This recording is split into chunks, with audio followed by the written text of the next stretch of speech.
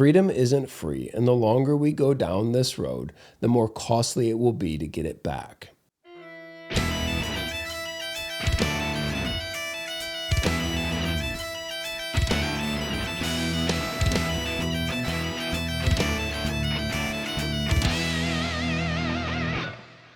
What could be more American than the phrase, "just leave me alone"?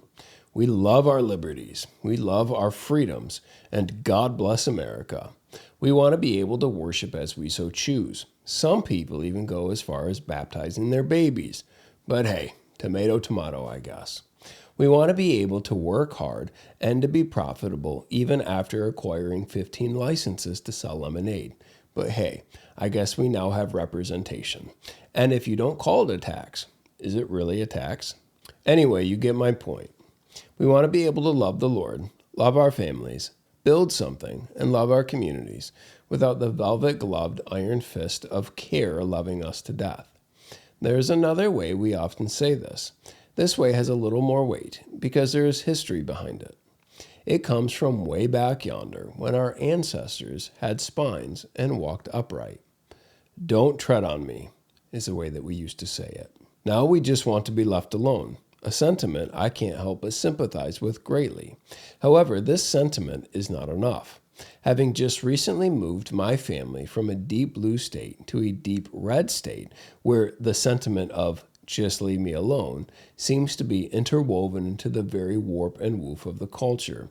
So then, this random thought comes as a half-part gratitude and half-part warning. I came across a quote by Steve Deace the other day, where he said, "I promise you, just leave me alone" loses in every history book ever. "Don't rock the boat" loses in every history book ever. "Don't use my name, I can't lose my job" loses in every history book ever. "I didn't think it was my place" loses in every history book ever. The reason for this is that the enemy will not leave you alone. When our geriatric resident-in-chief, Joe Biden, ran his campaign in 2020, he said, or at least his puppeteers said, he was running for the soul of America. They weren't lying. The nature of progressivism is to consume like a virus. Therefore, any form of compromise is failure on the front end. In part, this is why conservatives suck so bad. As politicians, they believe being political and stuff is the fine art of compromise. But to compromise is to concede and to not conserve by very definition. Multiply that several times over and you get where we're at today.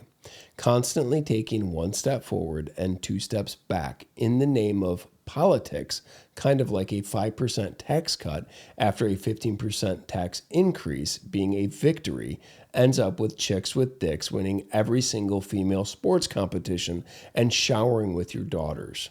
And if you agree with what I said, but just don't approve of the way I said it, well, one step forward and two steps back.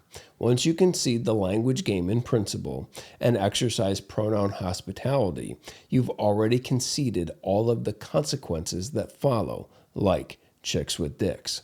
You're welcome. Anyway, C.S. Lewis said, quote, "Of all tyrannies, a tyranny sincerely exercised for the good of its victims may be the most oppressive.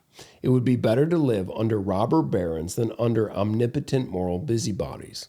The robber baron's cruelty may sometimes sleep, his cupidity may at some point be satiated, but those who torment us for our own good will torment us without end, for they do so with the approval of their own conscience. They may be more likely to go to heaven, yet at the same time likelier to make a hell on earth. This very kindness strings with intolerable insults.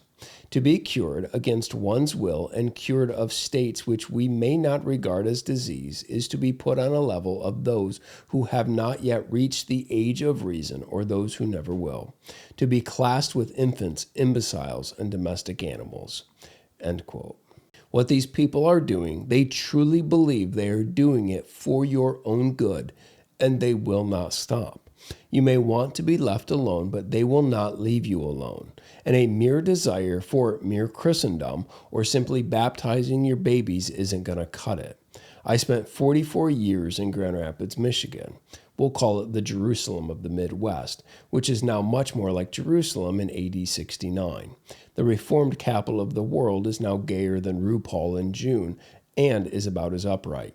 Now I live in what's known as the Bible Belt and can tell you it is nothing compared to Grand Rapids.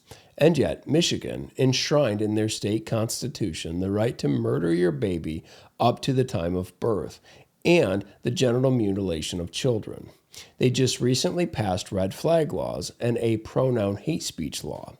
When I tell people here that I'm from Michigan, they smile and refer to it as either Little Canada or Little Islam because of the east side of the state.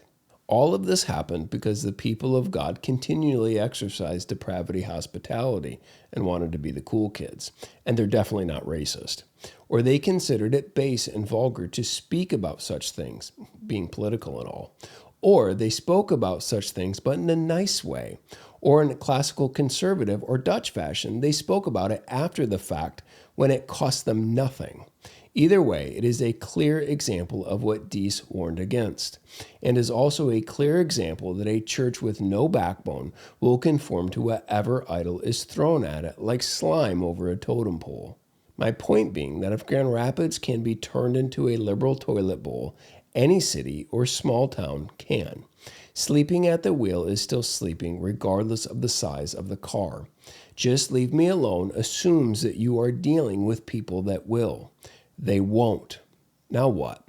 The only way to stand against this juggernaut is to stand on principle, to stand on something bigger and greater than all of their moral busybodiness, namely the law word of God. Until we get to that point, we are simply standing from a place of discomfort. And discomfort may be a strong motivator, but it's a consequence of a conceded principle and will only take you so far before compromise will set in, so that you may lull back to a place of comfort. This is the one step forward, which is always followed by the 2 steps back, which in part is why most conservatives and evangelicals exert a lot of energy and money to fail. Just leave me alone is not a strategy for success, and I may even own a couple Don't Tread on Me t-shirts, but by itself, this sentiment builds nothing. The longer a tumor grows in a body, the more painful it will be to cut it out and kill all of the residual effects. Where are we at as a church and a country? Only God knows. And it's true that some of the greatest reformations have come from times of trial and suffering. However, this also implies acknowledgement of said suffering, and just leave me alone isn't exactly that. Freedom isn't free, and the longer we go down this road, the more costly it will be to get it back. Cheers.